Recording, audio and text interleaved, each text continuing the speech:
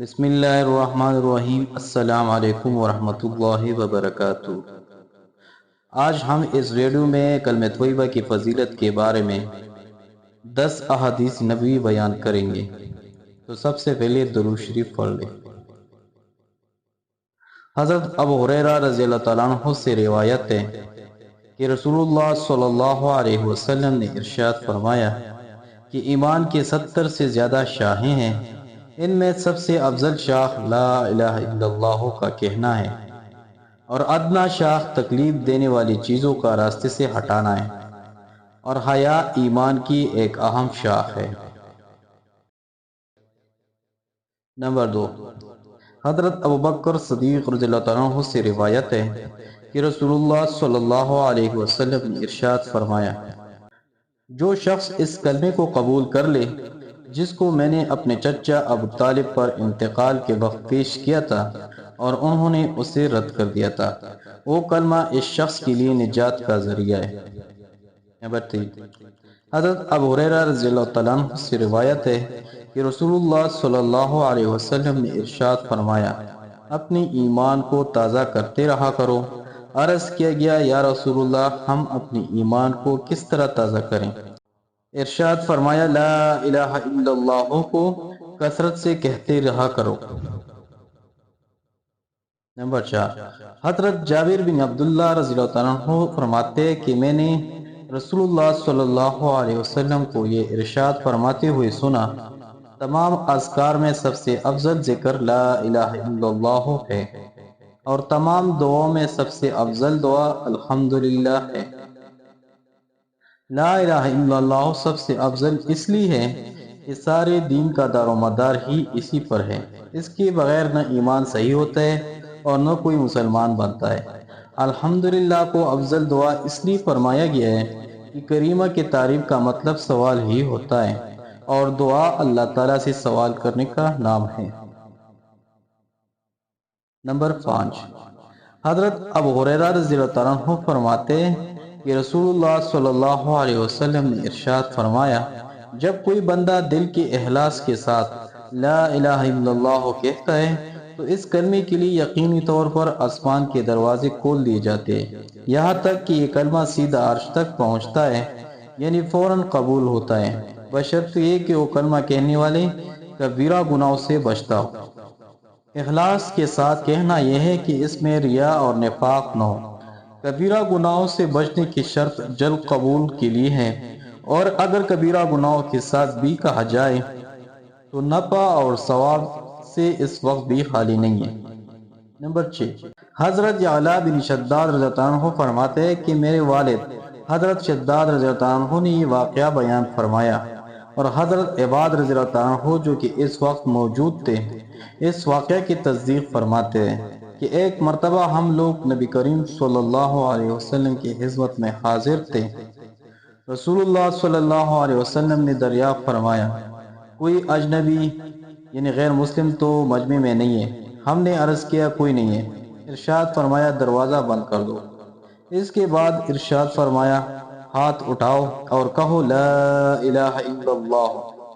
ہم نے تھوڑی دیر ہاتھ اٹھائے رکھے اور کلمہ طیبہ پڑھا، پھر آپ صلی اللہ علیہ وسلم نے اپنے ہاتھ نیچے کر لی، پھر فرمایا، الحمدللہ، اے اللہ، آپ نے مجھے یہ کلمہ دے کر بھیجا ہے، اور اس کلمے کی تبلیغ کا مجھے حکم فرمایا ہے، اور اس کلمے پر جنت کا وعدہ فرمایا ہے، اور آپ وعدہ خلاف نہیں ہیں۔ اس کے بعد رسول اللہ صلی اللہ علیہ وسلم نے ہم سے فرمایا، خوش ہو جاؤ، اللہ تعالیٰ نے تمہاری مغفرت فرما دی۔ سبحان اللہ۔ نمبر 7، حضرت حذیفہ رضی اللہ تعالیٰ عنہ سے روایت ہے کہ رسول اللہ صلی اللہ علیہ وسلم نے ارشاد فرمایا، جس طرح کپڑے کے نقش و نگار گھس جاتے ہیں اور مانند پڑ جاتے ہیں، اسی طرح اسلام بھی ایک زمانے میں مانند پڑ جائے گا، یہاں تک کہ کسی شخص کو یہ علم تک نہیں رہے گا کہ روزہ کیا چیز ہے اور صدقہ و حج کیا چیز ہے۔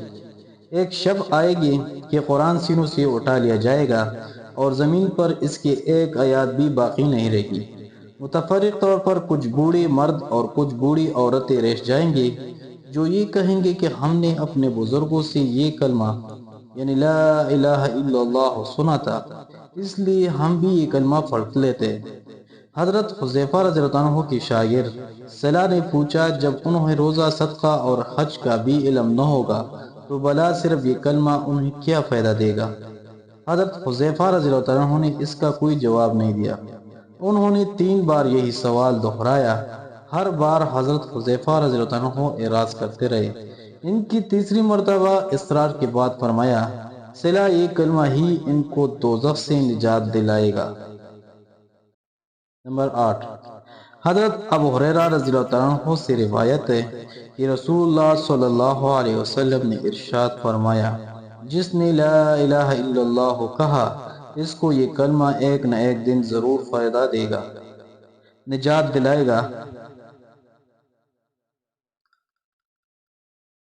نمبر 8، حضرت ابو ہریرہ رضی اللہ عنہ سے روایت ہے کہ رسول اللہ صلی اللہ علیہ وسلم نے ارشاد فرمایا، جس نے لا الہ الا اللہ کہا، اس کو یہ کلمہ ایک نہ ایک دن ضرور فائدہ دے گا، نجات دلائے گا، اگرچہ اس کو کچھ نہ کچھ سزا پہلے بھٹکانا پڑے۔ نمبر 9، حضرت عبداللہ بن عمر رضی اللہ عنہ سے روایت ہے کہ رسول اللہ صلی اللہ علیہ وسلم نے ارشاد فرمایا، کیا میں تمہیں وہ وصیت نہ بتاؤں جو حضرت نوح علیہ السلام نے اپنے بیٹے کو کی تھی؟ صحابہ رضی اللہ عنہ نے عرض کیا، ضرور بتائیں۔ ارشاد فرمایا، حضرت نوح علیہ السلام نے اپنے بیٹے کو وصیت میں فرمایا، میرے بیٹے، تم کو 2 کام کرنے کی وصیت کرتا ہوں اور 2 کاموں سے روکتا ہوں۔ ایک تو میں تمہیں لا الہ الا اللہ کے کہنے کا حکم کرتا ہوں، کیونکہ اگر یہ کلمہ ایک پلڑے میں رکھ دیا جائے اور تمام آسمان اور زمین کو ایک پلڑے میں رکھ دیا جائے تو یہ کلمہ والا پلڑے جھک جائے گا، اور اگر تمام آسمان و زمین کا ایک گھیرا ہو جائے بھی تو یہ کلمہ اس گھیرے کو توڑ کر اللہ تعالیٰ تک پہنچ کے رہے گا۔ دوسری چیز جس کا حکم دیتا ہوں وہ سبحان اللہ العظیم و بحمدہ کا پڑھنا ہے، کیونکہ یہ تمام مخلوق کی عبادت ہے اور اسی کی برکت سے مخلوقات کو روزی دی جاتی ہے۔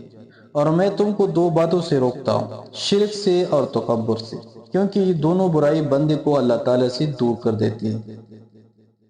نمبر 10، حضرت طلحہ بن عبید اللہ رضی اللہ عنہ سے روایت ہے کہ نبی کریم صلی اللہ علیہ وسلم نے ارشاد فرمایا، میں ایک ایسا کلمہ جانتا ہوں جسے ایک شخص پڑھے جس کی موت کا وقت قریب ہو تو اس کی روح جسم سے نکلتے وقت اس کلمے کی بدولت ضرور راحت پائیں گی، اور وہ کلمہ اس کے لیے قیامت کے دن نور ہوگا۔